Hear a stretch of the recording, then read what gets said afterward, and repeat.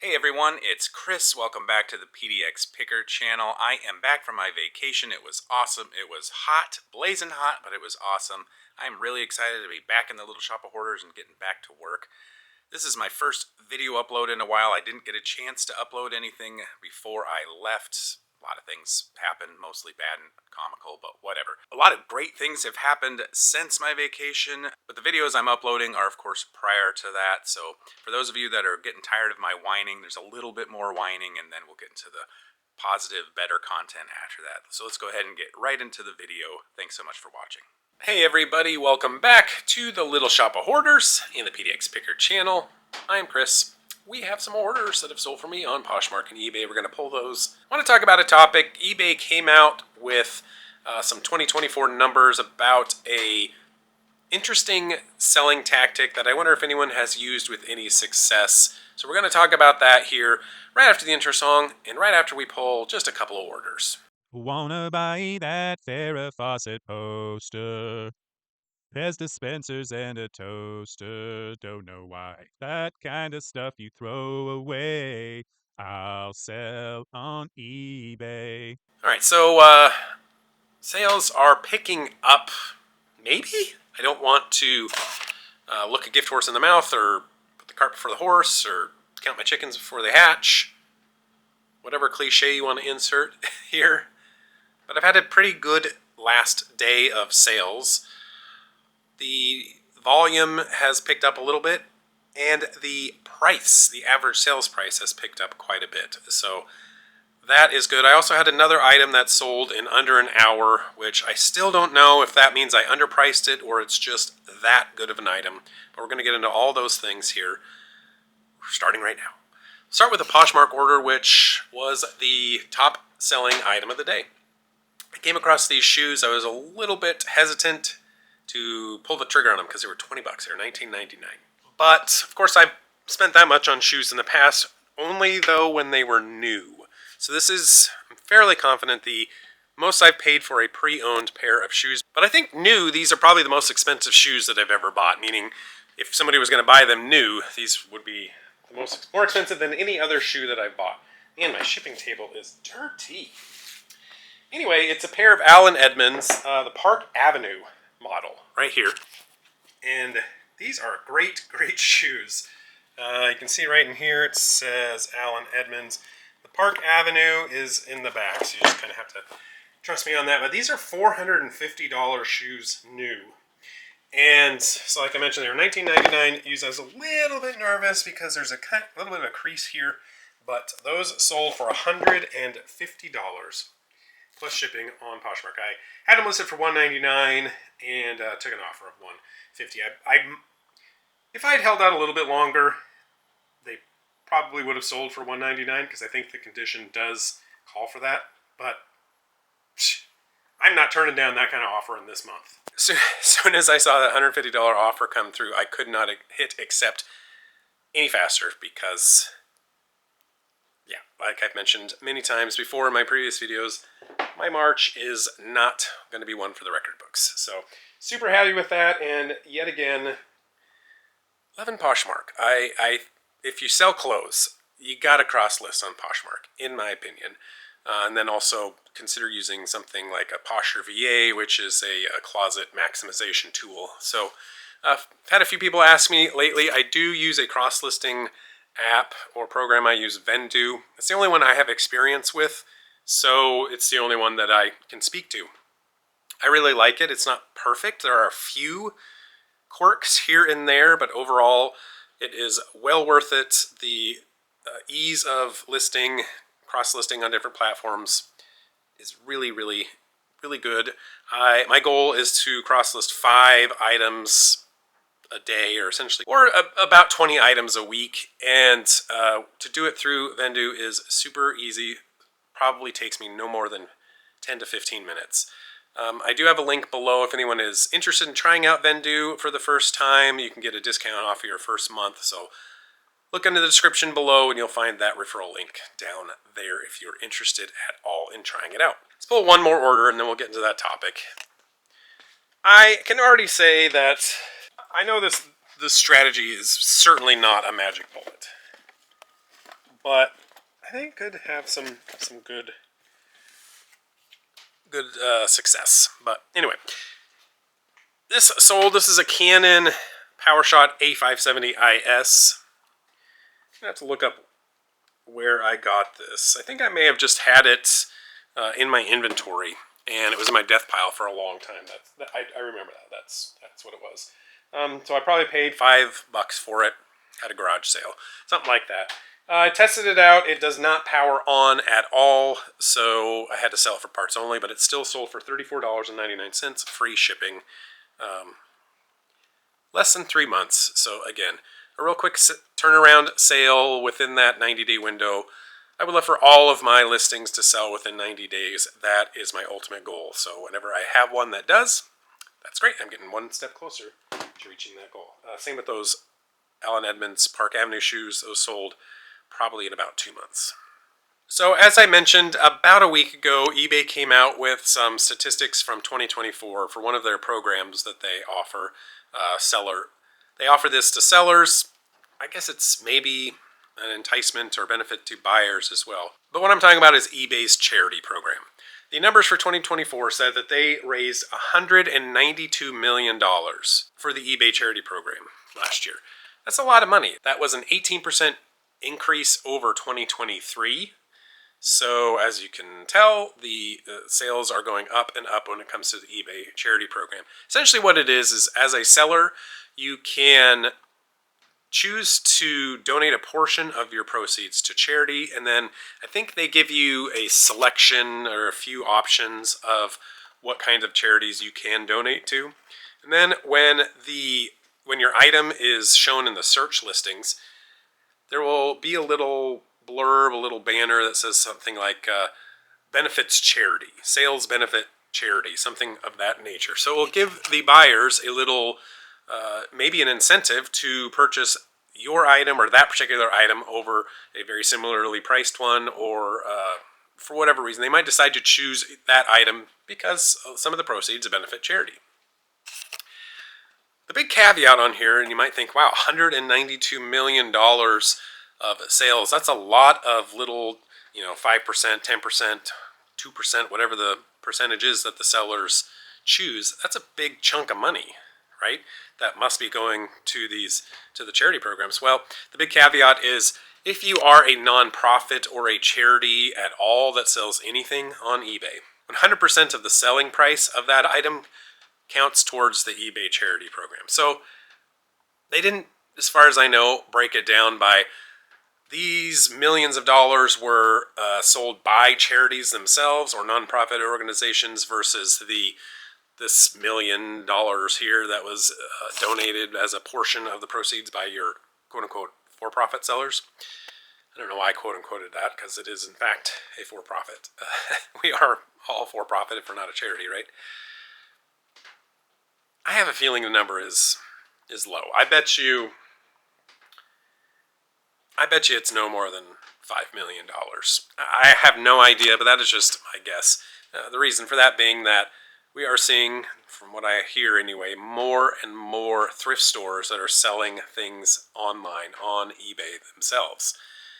And because of more and more thrift stores selling, more and more additional nonprofits selling, well, of course, that number is going to go up, and that's going to be a huge portion of the sales when 100% of their proceeds are counted as part of the charity program.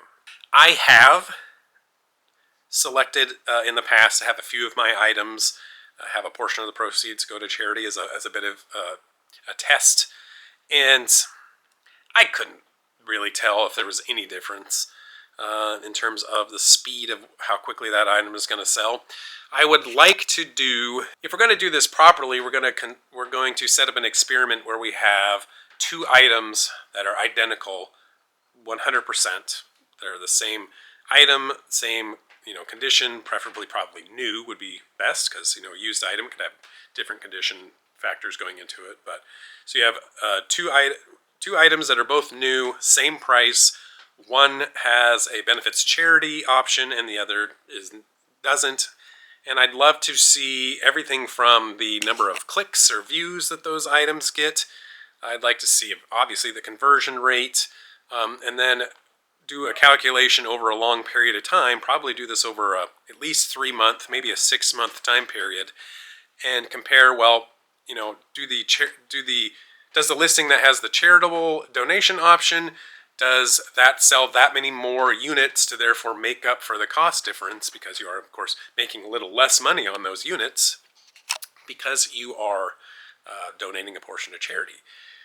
Some people might think this is completely sacrilegious to even consider this as an option for increasing your sales, and honestly, that's a bit of the reason why I stopped the program as well.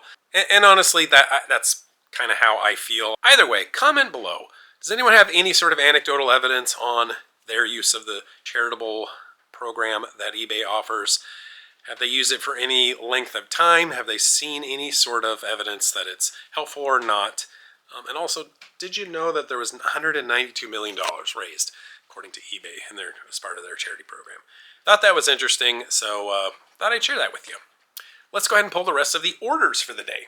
I was excited to see this item sell for no other reason than the number that was assigned to it. So this is a clothing item, which is in my big clothing box. These are usually shirts, and it's part of a new SKU system that I've used for keeping track of certain clothing items. Well, never mind. I take that all back. I thought this was the number 1 item, meaning it was the oldest item that I had listed in that new SKU system. Turns out it was just actually in box number 1. But this one is still interesting to me. I actually got this item for free. Here it is right here. And the reason I got it for free is this was a Whatnot item that I purchased. I actually spent way too much for this. I bet you I spent $11 on this shirt. It was just an impulse purchase. So this is a band called Jackal. And this is not vintage by any means. I think this actually came out about 6 or 8 years ago. But this band will put these shirts out. Like, they still make this shirt today. But anyway, that's neither here nor there. I'm just babbling. The reason why I ended up getting this shirt for free is when I went to list this shirt has this giant hole in the armpit. Okay? And that was not disclosed in the Whatnot show. And if so, there's no way I would have bid anything on this. The nice thing about Whatnot is every item, every purchase on there has a video receipt that's available for a certain amount of time. So even the seller, if they had wanted to, they could have gone back and watched that clip, and they would have seen that they didn't disclose that there was a hole in there, because I watched the clip and just wanted to make sure that I wasn't crazy, and she did mention it, and I was just dumb and bid on it anyway. Well, she didn't. I sent a message to them, and right away she said, certainly I'll get you a full refund. Took a little bit of time, but I did get it, and so that's why I said essentially this shirt was free. But it's sold for $13.90 free shipping, even with that hole in it. So I disclosed it. I made it quite clear, not only in the pictures, but in the description. So maybe the buyer just wants that little bit of a thrashed kind of look that comes with a shirt like that. Yeah, that wasn't as exciting as I'd hoped. I thought it was the number 1 shirt in that old new SKU system. But oh well. Actually, I listed that before using this new SKU system, so technically it's even older than my number 1 shirt, so I guess that's cool. This is going to be hard to grab with one hand because it is heavy. Heavy, heavy, heavy. If anyone has any experience with these, they will know. I'm going to put the camera down because I don't want to risk breaking anything.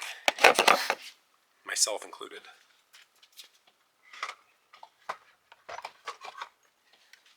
Alright, so my Champion juicer sold, and the primary reason for that is I kind of underpriced it. When I finally went to list it, which was just maybe 3 days ago, I was cleaning it up and getting it ready to take photos, and I did notice that there was one part that is missing. There is a screen that goes under there to, I don't know, help with stuff falling out, or I don't know how it works, but anyway, that wasn't included. You can buy a new one for like 20 bucks.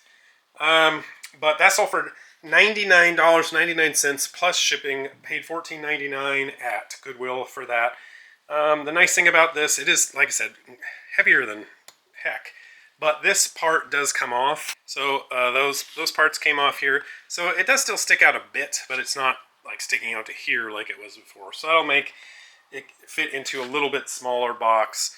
I'm hoping it'll go into a 12 by 12 by 12 because that will make the shipping process much simpler than some of the other bigger items that I've shipped recently. So we've had a $150 item, we've had a $100 item. So again, very happy with the sales price of some of these items recently. I mean, just yesterday I pulled an item that sold for $9.39 free shipping or something like that. So this is way better. I think these are the last two, or maybe I have one more set. Yeah, I guess I have one more set, but or two more things. Anyway, sold a lot of these Thomas Trackmasters, Thomas and Friends. This is Percy and Thomas. Paid right around $1.50 or so for each of these lots, and I think I've sold around $100 worth. So Thomas and Friends Trackmasters, you can get them for inexpensive. They are good sellers. These two sold for $21.99 plus shipping. Give you a little bit better picture here because I have them obviously wrapped in plastic. That's what they look like right there. Those ones talk as well as move, and of course tested everything out, works great, so that helps big time. This has been listed for an incredibly long period of time, but I'm glad it can finally sell because it's been awkwardly taking up space in my smalls drawer. This is a Seed Diver weight belt from a G.I. Joe from 1970 called 8 Ropes of Danger. I guess that's the line it was from, or the character it was from. But this I bought with a lot of other random parts. I thought it was all part of the same G.I. Joe, but it was not at all. Anyway, this sold for $12.95 plus shipping. Probably spent about $2 or $3 on this. So other than it took forever, not a horrible return on that one. I've been keeping up with listing lately, which is good because I still, I don't think I mentioned it yet, but I'm not feeling super great with this cold. But I got to start working on this storage unit stuff. But it's just so overwhelming because there's so much. And I don't exactly know where to start. I think the first thing I'm going to do is a local sale. I'm going to go through here. I mean, well, first of all, technically I have started selling this because I've sold quite a few knives. But I think I'm going to go through and I'm going to take these remote control covers and all these RC car tires and wheels. I think there might be one other section of some sort of RC related, remote control car related parts. I think I'm just going to throw that up on Facebook Marketplace for I don't know. I mean, I don't think these things really have much value or use. I mean, this is a cool Gravedigger one, but there's pieces that are, it's broken. It's not in superb condition. Like this. I don't even know what, some car, I guess. But these are all different sizes. These are all different. So it's not like you can take take this and just put it on your own RC car because you gotta somehow make it fit. But I don't know. Maybe somebody will want to try and sell these individually, or maybe they have a hobby shop or whatever. This one's cool, but again, the parts are just random and all over the place. So I don't know. And then all these wheels.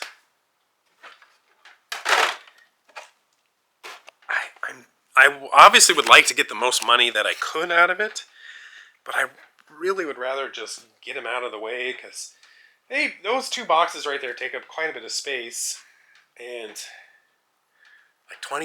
You think if I just lot all that stuff together and list it for $20 on Facebook Marketplace, is that too low? What do you think? How much would you list that for if you were just going to do a local Facebook Marketplace sale? There are some actual like